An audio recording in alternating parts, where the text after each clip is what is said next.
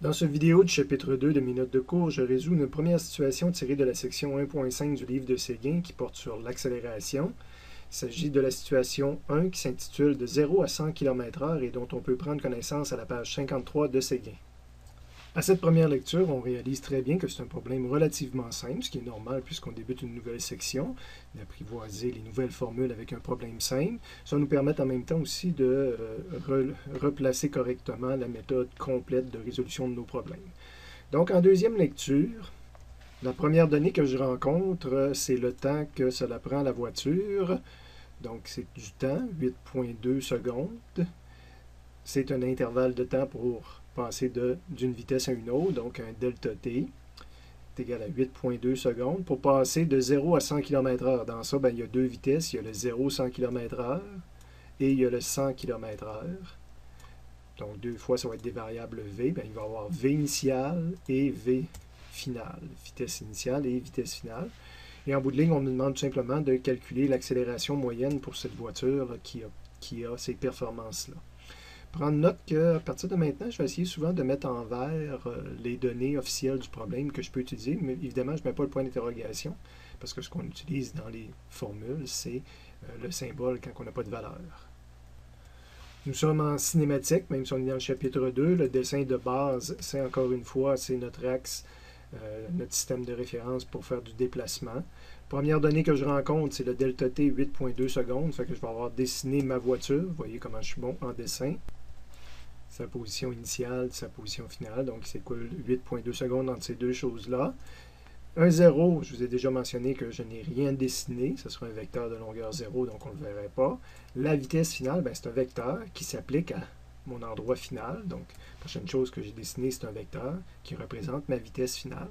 Je cherche une accélération, mais c'est l'accélération moyenne sur cet intervalle-là. C'est une grandeur aussi de type vectoriel. Donc, je vais avoir dessiné un autre vecteur qui représente mon accélération moyenne, avec les petites flèches au-dessus des symboles pour montrer que ce sont des données vectorielles, ce qui n'est pas le cas ici parce qu'ici je m'intéresse juste au module. Prochaine étape, trouver la formule de physique qui me permet théoriquement de trouver la réponse que je cherche. Donc je cherche une accélération moyenne connaissant delta t et deux vitesses. On va aller dans les résumés. Toujours plus facile quand c'est l'enseignant qui fait des exemples. Je sais que je fais des exemples dans le chapitre 2, donc je vais directement dans le résumé du chapitre 2. Mon point d'interrogation, c'est une accélération moyenne, fait que déjà au début, je rencontre ça, que je pourrais calculer si je connais delta t, j'ai une valeur pour ça, mais delta vx, j'ai pas de valeur, sauf qu'on m'a donné vitesse finale et initiale, donc je suis capable d'utiliser aussi ce concept-là pour obtenir delta vx, puis ensuite le mettre dans ça. Évidemment, moi, je commence toujours par mon point d'interrogation, donc ma porte d'entrée, c'est-à-dire, je commence toujours mes problèmes de physique en me demandant qu'est-ce que je cherche, donc je vais avoir eu le réflexe d'utiliser cette formule-là. De retour à mon problème, je transcris la formule telle que je la voyais dans le résumé. Prochaine étape que je mets en vert puis que je fais une référence avec le vert qui est ici, c'est que j'essaie de mettre des valeurs. En moyenne, je ne peux pas mettre de valeur. Est égal à valeur absolue de delta Vx. Je ne l'ai pas dans les chiffres ici. Fait que dans un premier temps, je le laisse comme ça. Puis delta T, je peux le remplacer par le 8,2. Donc, j'ai écrit une première équation et deux inconnues. C'est à ce moment-là que si je n'avais pas déjà regardé dans le résumé, j'irais dans le résumé pour essayer de trouver une formule pour delta Vx. Ce que j'ai fait tout à l'heure. Donc, delta Vx, on avait vu une formule qui était V finale selon x est égal à V initiale selon x. Copiée telle qu'elle apparaît dans le formulaire. Je vous rappelle que les petits x en indice nous mentionnent que ces valeurs-là ont des signes et que je dois penser aux signes. Alors qu'ici, je n'ai pas mis mes signes. C'est sûr que dans ce cas-ci, quand c'est moi qui dessine, qui prends toutes les décisions, je les ai mis pour que ce soit facile. Ils sont tous selon l'axe X. Mais il reste que dans mes données, je liste des modules. Donc, quand je vais appliquer ma formule, delta Vx, je n'ai pas de valeur, en vert en haut, est égal à vitesse finale selon X. C'est le 100 qui est là. Et le petit x, je vais aller voir sur le dessin et dire, c'est un 100 qui est dans le bon sens. Donc, oui, je peux écrire 100, mais dans ma tête, je suis allé faire une analyse qui me disait que c'était plus 100. Vous voyez, il est en rouge différent. C'est pas mauvais d'écrire juste 100.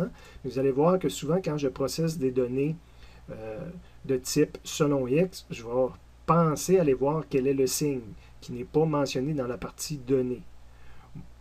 Moins vitesse initiale selon x. Là, c'est un 0. Évidemment, plus 0 ou moins 0 ne changera absolument rien. Mais vous voyez, je me suis quand même posé la question du signe.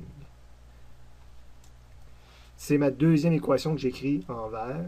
Et j'ai deux inconnus, j'ai A moyen qui apparaît, puis delta Vx. Le problème est fini. Évidemment, ça va être intéressant d'aller saisir ces deux équations-là sur une calculatrice qui va nous retourner les deux réponses qu'on a ici. Attention, je ne me suis pas préoccupé du tout de la cohérence des unités. J'avais des secondes et des heures. Puis là, je me trouve à faire une division de vitesse par du temps. Une variation de vitesse, mais ça va être des km/h moins des km/h. Donc, au numérateur, je vais avoir des km/h divisé par du temps par des secondes. Donc, je vais avoir des km/h par seconde.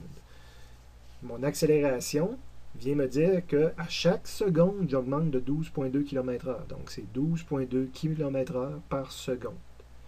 Pour une voiture, ça a du sens, puis souvent aussi pour d'autres objets, ça pourrait avoir du sens. Je poursuis le problème en faisant les mathématiques, en mettant la deuxième équation dans la première, en regroupant tout ça, mais ça arrive évidemment au même résultat. Ce qui est plus intéressant, il n'est pas impossible qu'en situation d'examen ou dans une situation réelle également, on dise, je voudrais connaître l'accélération dans les unités de base d'une accélération, des mètres par seconde carré, des mètres par seconde, au lieu des kilomètres-heure par seconde. Ce qui voudrait dire qu'il aurait fallu que ces vitesses-là soient exprimées en mètres par seconde. Évidemment, un 0, quand on le convertit, va rester à 0. Mais ici, il aurait fallu transformer notre 100 en mètres par seconde pour dire que je traite toutes des secondes partout. Donc, ma première étape, ça aurait été une conversion d'unité. Si la question, c'est ceci, ma première étape, cette fois-ci, c'est une conversion d'unité pour transformer mon 100 km/h. Donc, méthode que je vous ai enseignée, ça, c'est ma valeur avant conversion. Je commence à la convertir, je réécris mon chiffre. J'ai réglé tout de suite le cas aussi. Pour moi, c'est fois 1000 ou fois 10 à la 3. Donc, j'ai enlevé le préfixe, puis j'ai mis 3. Fait qu'il me reste des mètres par heure que j'écris sous forme de numérateur-dénominateur pour faire apparaître mes simplifications que je vais avoir à faire. Je vais multiplier par un facteur de conversion. Donc, c'est une barre. Je veux faire disparaître heure, parce que je veux avoir des mètres par seconde. Donc, je vais avoir écrit heure au numérateur, puis je vais avoir écrit seconde au dénominateur. Donc, pour l'instant, la première chose que j'ai écrit, c'est heure et seconde. Ça va me permettre éventuellement de dire que les heures pourraient se simplifier. Évidemment, un coup que j'ai réglé quelle unité que je veux en haut et en bas, il faut que je mette des chiffres qui fabriquent un facteur de conversion cohérent. Heure et seconde, c'est 1 heure pour 3600 secondes. Et il me reste des mètres par seconde, donc ma conversion est terminée. Si j'ai accès à une calculatrice, je le calcule. Si je n'ai pas accès à une calculatrice, on pourrait se demander qu'est-ce que je fais en examen, parce qu'après ça, je vais pouvoir poursuivre le problème, puis je n'aurai pas de chiffre comme tel. On pourrait tout simplement écrire qu'est-ce que je vais avoir à saisir sur la calculatrice. Je vais avoir à saisir 100 fois 1000 divisé par 3600. Ma valeur, c'est ça, il s'agit juste de la transformer. C'est 100 fois 1000 divisé par 3600. Si j'avais accès à une calculatrice, on me dirait que c'est 27,8. La suite du problème, donc là, au lieu d'avoir 27,8, pour moi, ici, c'est écrit 27,8. C'est ce que j'aurais saisi sur la calculatrice. La suite du problème est similaire à ce que j'avais en haut. Je cherche une accélération, puis je ne connaîtrais pas la variation de vitesse, donc on va voir apparaître exactement les mêmes choses que tout à l'heure. Je l'applique, tout ce que je connais, c'est le 8,2, donc j'ai une équation à deux inconnus, puis après ça, je fais la variation de la vitesse. Ce qui va avoir de différent ici, c'est quand je vais écrire delta Vx, ça reste comme en haut, mais ma vitesse finale, tout à l'heure, on avait écrit 100, mais là, je ne veux pas écrire 100, je veux écrire ça, ou 27,8 s'il serait connu, mais il n'est pas connu, donc je vais écrire tout simplement qu'est-ce que j'aurais à saisir sur ma calculatrice. Donc, c'est le 100, je traite le signe comme tantôt, c'est un 100 qui était positif par rapport à l'axe des X, fois le 1000 divisé par 3600, ou sous forme de symbole, parce que ce qui est intéressant de l'avoir sous forme de symbole, c'est de dire, si je fournis autre chose que 100, j'ai tout simplement à multiplier par un facteur de conversion. Si je le fournis en autre chose que km/h, c'est le FC qui va changer, c'est le facteur de conversion qui est ici. Moins le 0 comme tout à l'heure. Donc j'ai deux équations à deux inconnus et cette fois-ci, je pourrais le pitonner. Le deuxième, je n'ai pas montré le premier, mais on va montrer le deuxième parce qu'il y avait la notion de facteur de conversion dedans. Donc on voit ma calculatrice avec les deux équations. Je rappelle souvent, je les saisis dans le désordre. La calculatrice est plus performante comme ça. Donc, j'ai mon delta Vx, là, écrit différemment, parce que ma calculatrice, c'est la seule façon qu'elle l'accepte, est égal à 100 fois 1000 divisé par 3600 moins 0. Fait que ça, c'est mon delta Vx. Puis l'autre équation, c'est A moyen est égal à la valeur absolue de delta Vx divisé par 8,2, résoudre. Et elle me fournit les deux réponses. Donc, j'ai jamais connu la valeur intermédiaire de 27,8. La calculatrice me le donne, mais j'attends justement la dernière étape pour l'obtenir. ou encore je fais mes mathématiques de façon plus conventionnelle en mettant une équation dans l'autre.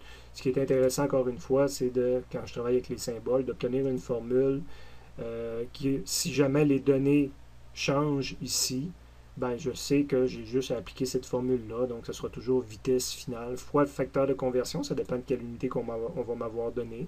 Donc j'ai toujours vitesse finale fois facteur de conversion, moins vitesse initiale divisé par delta t. Ça me donne une formule qui serait programmable dans un ordinateur.